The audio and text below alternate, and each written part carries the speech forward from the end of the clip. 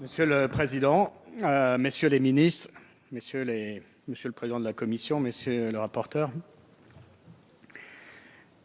nous entamons donc le débat sur la loi logement et ce que je voudrais, enfin la loi Elan, mais ce que je voudrais d'abord dire, c'est à quel point la question du logement est au premier rang des préoccupations de nos concitoyens.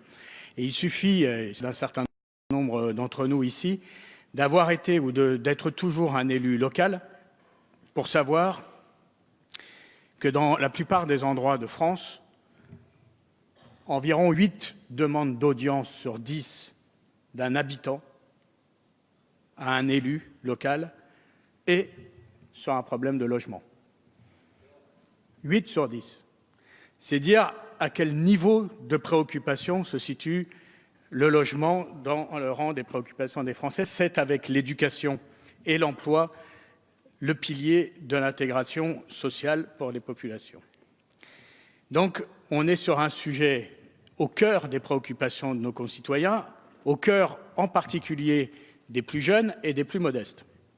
Et c'est la raison pour laquelle le groupe communiste, comme sur l'ensemble d'ailleurs des lois, va s'attacher à la fois à défendre pied à pied tout ce qui pourra être fait pour améliorer ce qui doit être amélioré, ou tout ce qui doit être fait pour amoindrir les coûts portés contre l'intérêt des plus modestes. Mais à ce stade de la discussion générale, je voudrais m'en tenir à quelques remarques sur la philosophie du projet de loi et sur le fond.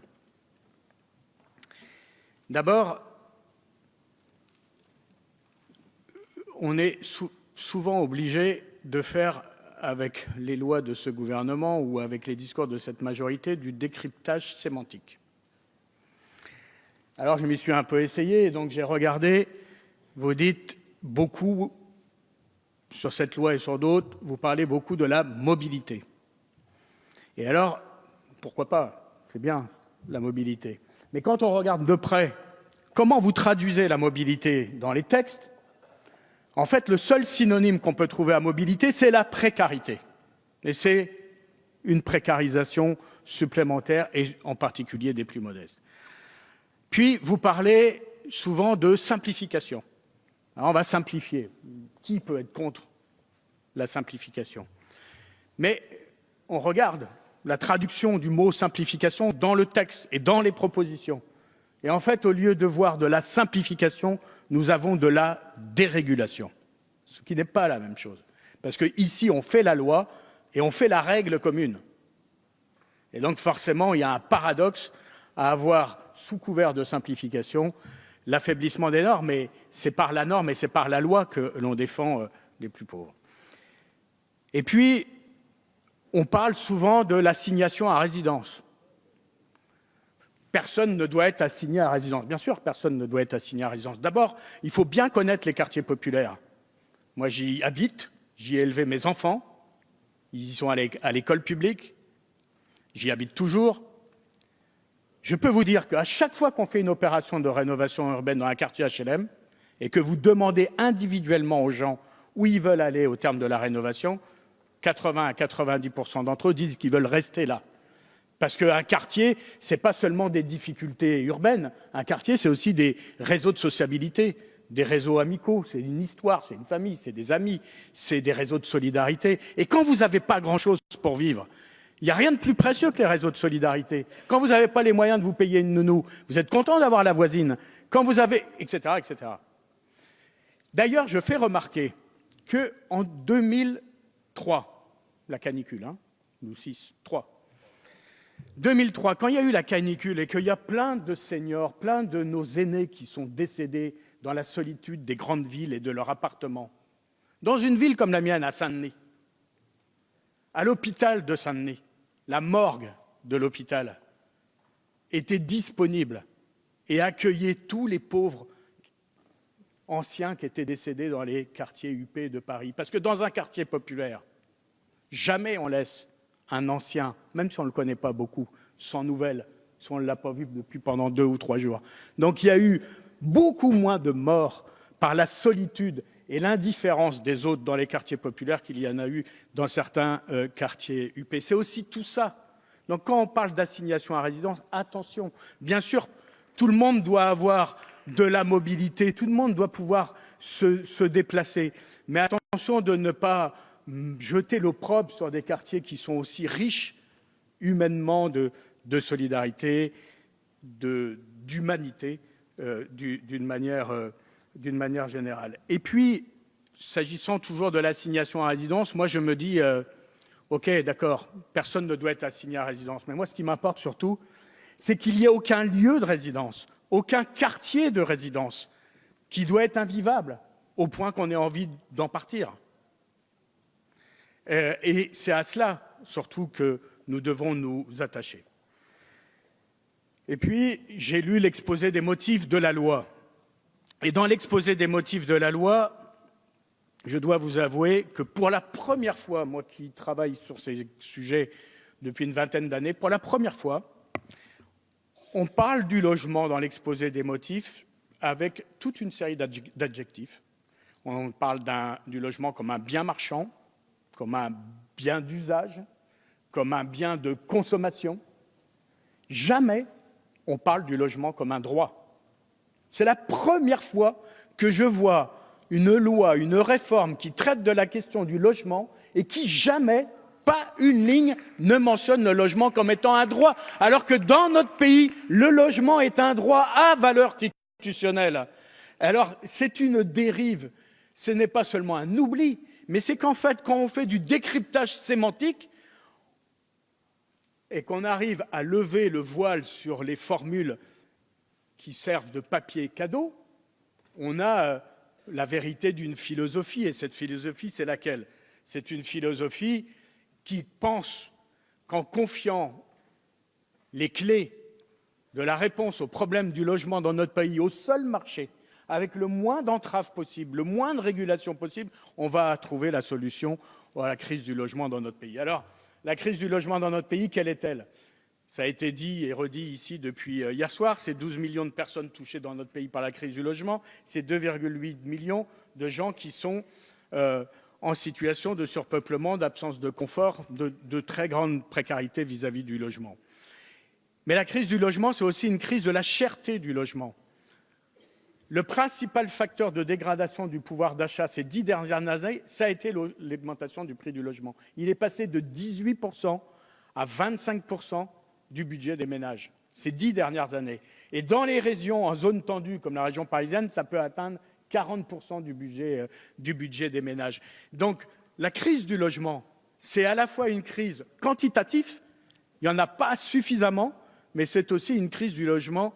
C'est aussi sa cherté et c'est une crise du logement abordable. Donc quand on a une crise du logement abordable, quelle est la réponse à la crise du logement abordable, sinon de faire du logement abordable, en priorité?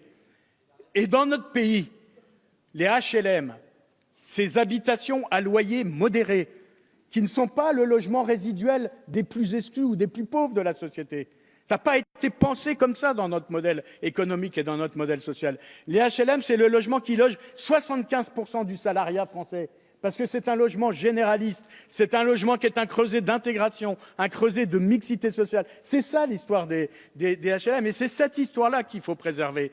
La mixité, le caractère généraliste, le fait de loger les salariés qui le souhaitent. Donc la seule réponse à la crise du logement, si on l'analyse correctement, c'est de développer le logement abordable et notamment par le biais des habitations à loyer modéré qui doivent être confortées. Alors j'avais dit, lors de la conférence du consensus, j'avais invité les ministres qui avaient plutôt accueilli ma proposition positivement. Je leur avais dit, attention, avant de mettre le pied dans une réforme de ce type, faites de la comparaison, notamment de la comparaison en Europe. Et même pour me faire comprendre de la Macronie, n'y voyez pas de mots péjoratifs, en tout cas de la nouvelle majorité, je leur avais dit, faites de la comparaison, j'avais même dit, pour être bien compris, faites du benchmarking. Et on m'avait dit oui, mais il n'y en a pas eu. Or, si on avait fait du benchmarking, on serait allé voir dans les pays européens que la crise du logement en Espagne, en Grande-Bretagne, même en Allemagne, où la démographie est moins importante qu'en France, en Italie, en Grèce, Portugal, est plus importante qu'en France, que toutes les élections municipales dans les grandes capitales européennes ces 3 dernières années, à Londres, à Berlin, à Rome, à Madrid, à Barcelone, toutes se sont jouées autour de la question du logement et de la crise du logement. Toutes. On le dira à Manuel Valls. Et donc, on se serait aperçu que toutes regardent du côté de la France en disant « nous qui n'avons pas d'économie mixte dans le domaine de l'immobilier, nous qui sommes aux mains du seul marché des banques, demandez aux Espagnols, par exemple, vous auriez, grâce à ce benchmarking, je pense, révisé votre position et conforté dans notre pays une réponse basée sur l'historique mixité de l'économie dans le domaine du logement, une jambe publique, une jambe privée qui, alternativement, s'épaulent et se soutiennent et nous permet de marcher. Il n'y aurait pas eu de réponse à l'appel de l'abbé Pierre en 1954, une réponse nationale de l'ampleur que celle que notre pays a apportée, s'il n'y avait pas eu la jambe publique du secteur du logement social. Il n'y aurait pas eu aussi peu de dégâts économiques dans le secteur privé du logement en 2008, lorsqu'il y a eu la crise des subprimes, qui, soit dit en passant, est une crise de l'immobilier, est une crise du surendettement des ménages américains pour se loger. Et on voit bien que la crise des subprimes, c'est une crise de la financiarisation du logement poussée à son paroxysme. Mais il n'y aurait pas eu aussi peu de dégâts économiques dans le secteur privé du logement en France si les organismes HLM, si le secteur public n'avait pas répondu présent à l'appel du gouvernement de l'époque, et j'en présidais un, je sais de quoi je parle, pour dire il faut aller déstocker les promoteurs pour les empêcher de passer, de mettre la clé sous la porte. C'est une réalité, ça. Il y a eu 50 000 logements de déstockés en 2008 par les organismes HLM auprès des promoteurs pour leur éviter de mettre la clé sous la porte. Donc c'est ça l'histoire de notre pays. C'est une histoire d'équilibre, une histoire de mixité. C'est notre force. Renforçons, confortons cette force. Mais ce projet de loi met un pas dans une direction, si je peux me permettre, qui vise à amputer ce qui était cette double jambe, c'est mix privé et public, de l'amputer de la force du secteur public. Alors on va commencer par les doigts de pied, on va progresser, c'est un peu comme la gangrène, mais c'est quand même comme ça qu'il faut lire cette loi, et de ce point de vue, elle est dangereuse. Enfin, je voudrais dire que quand bien même on donne au marché les clés, ayez au moins conscience, et c'est des libéraux qui le disent, et pas moi qui peut être suspect de ne pas aimer le marché, mais des libéraux disent eux-mêmes que le marché, à défaut d'être immoral, il est amoral. Il n'a pas de morale. Il n'en a pas. Il est aveugle à l'intérêt général. Voilà, c'est cette réalité. Et donc la force de la loi, c'est de lui servir de canne blanche, c'est de le réguler, c'est de le mettre sur des rails, c'est de l'orienter. C'est ça la force de l'intérêt général.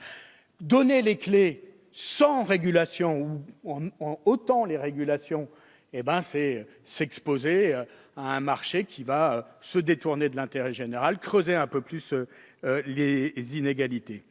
Et puis, c'est la raison pour laquelle je ne partage pas du tout dans le projet de loi les entreprises de dérégulation qui sont la réduction des normes d'accessibilité en revenant sur ce qui avait été des avancées.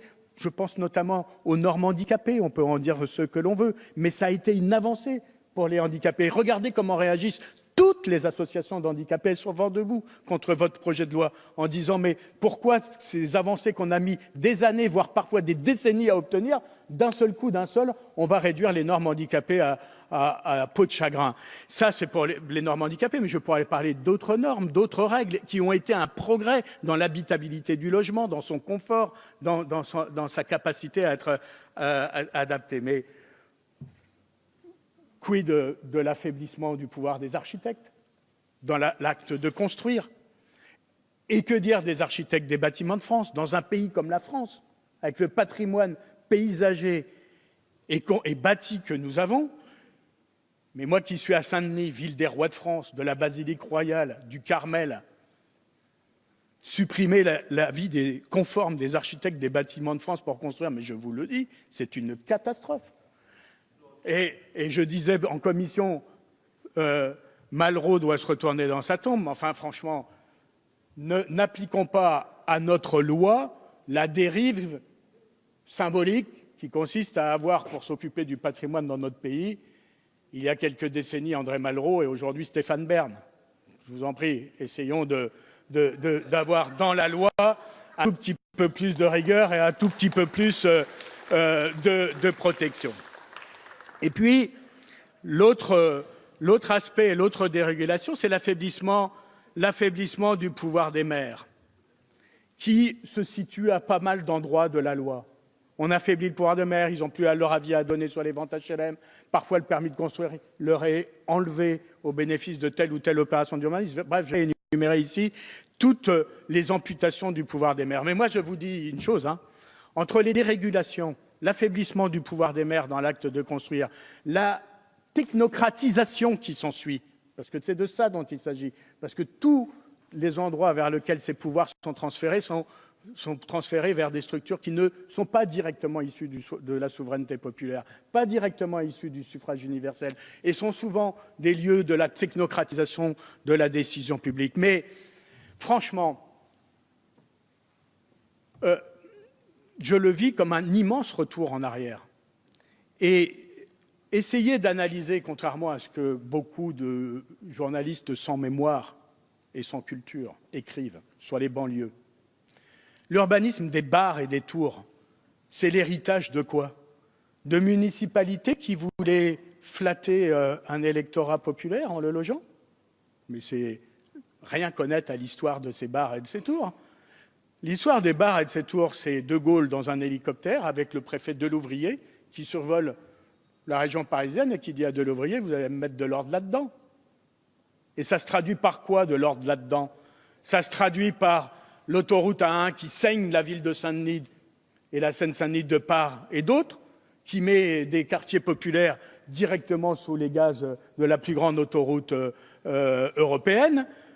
C'est des milliers d'expropriations de gens qu'on maltraite d'une façon considérable, et c'est la construction des 4000 de la Courneuve. Jamais les 4000 de la Courneuve ont été construits à l'initiative du maire de l'époque, des élus locaux de l'époque. Ça a été une décision. Vous aviez 2 ou 3 cabinets d'architectes, ils allaient chez le ministre du Logement de l'époque et ils signaient des contrats pour des milliers de logements. Et il n'y avait pas de plan d'urbanisme. Et le seul plan d'urbanisme qui faisait la règle, c'était le chemin de grue. D'où les bars et d'où les tours. Et donc, revenir à un urbanisme centralisé, autoritaire et dérégulé, c'est laisser la porte ouverte à ce qui, hier, a fait l'urbanisme des bars et des tours dont nous nous plaignons tant aujourd'hui. Et c'est à partir de 82 et des lois de la décentralisation, des lois sur le rôle des architectes, c'est à partir de là, et c'est seulement à partir de là, qu'il y a eu une rupture avec l'urbanisme des bars et des tours et qu'on a fait du logement, social ou pas social, HLM ou pas HLM, du logement qui était quasiment indifférencié. Qui aujourd'hui peut distinguer un logement HLM d'un logement privé dans une rue parce qu'il a une qualité architecturale identique, des qualités de normes identiques? Personne ne peut le différencier. Et c'est comme ça qu'on fait de la mixité sociale, pas en faisant du logement low cost, pour les plus modestes, pas en faisant de pauvres logements pour de pauvres gens. C'est comme ça donc cette loi revient, sous prétexte de réinventer le monde, revient à des vieilles recettes qui ont produit que des effets négatifs. Donc, je vous mets en garde sur cette dérive et j'aurais préféré qu'on essaye de conforter ce qui existe dans notre culture publique, dans les avancées qu'on a su enregistrer au fil des ans, ce qu'on aurait pu faire en matière d'avancées et de progrès. Enfin, et pour terminer, la vraie poutre maîtresse de cette loi, c'est le logement social. C'est le logement HLM. Vous n'aimez pas les HLM.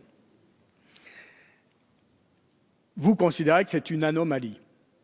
Mais Et donc, vous avez fait un acte 1 de l'affaiblissement des HLM par la loi de finances, moins 3 milliards d'euros, alors que le secteur privé, lui, qui est le vrai secteur spéculatif à l'origine de la hausse des prix, est totalement préservé des efforts à consentir.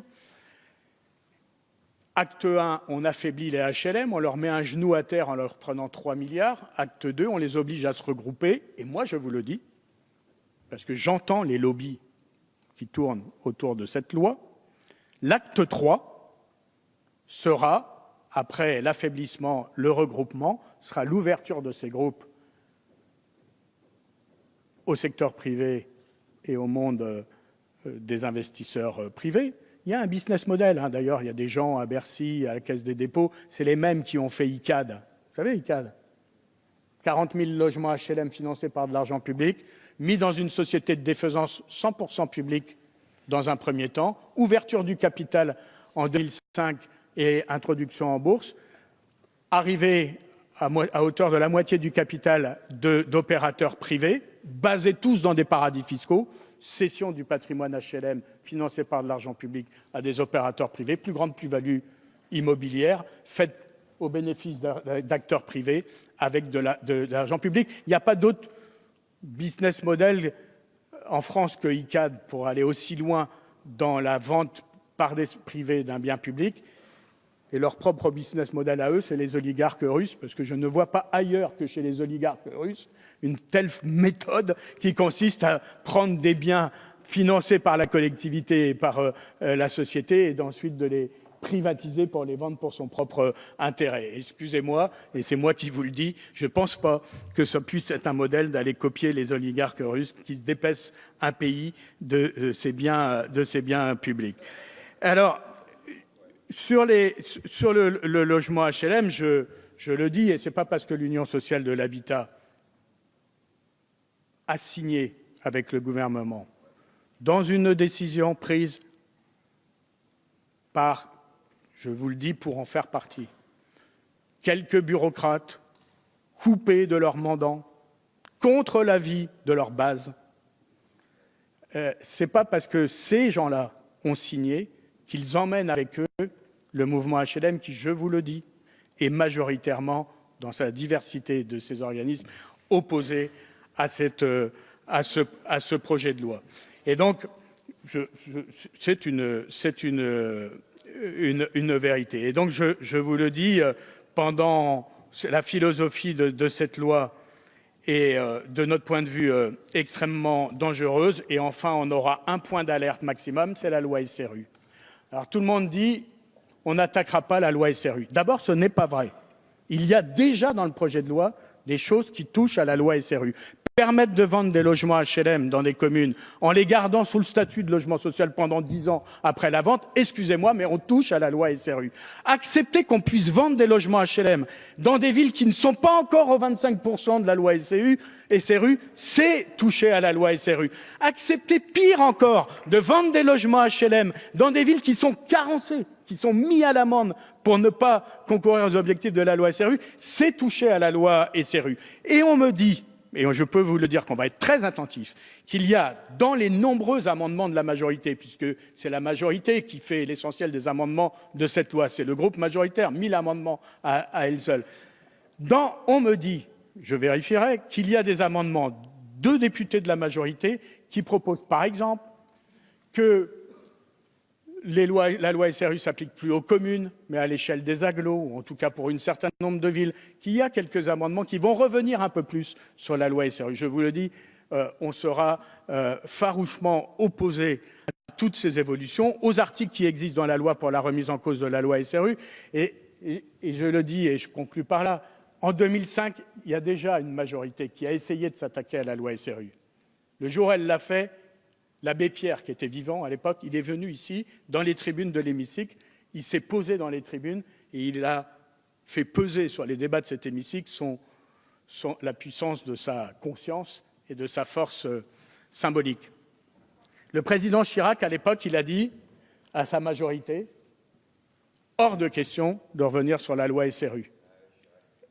Il leur a dit « on ne fera pas ça ». Et sa majorité a suivi. Elle était disciplinée. Elle a suivi le président Chirac de l'époque. Et grâce à la présence de l'abbé Pierre et à la conscience, ou en tout cas au sens politique, au moins, du président de la République de l'époque, il n'y a pas eu de remise en cause de la loi SRU. Alors, l'abbé Pierre, il ne pourra plus venir. C'est pas sûr. Mais en tout cas, l'abbé Pierre ne pourra plus venir. Mais je vous en conjure, ne touchez pas à la loi SRU. Et si vous y aventurez, vous nous aurez en face de vous. Merci.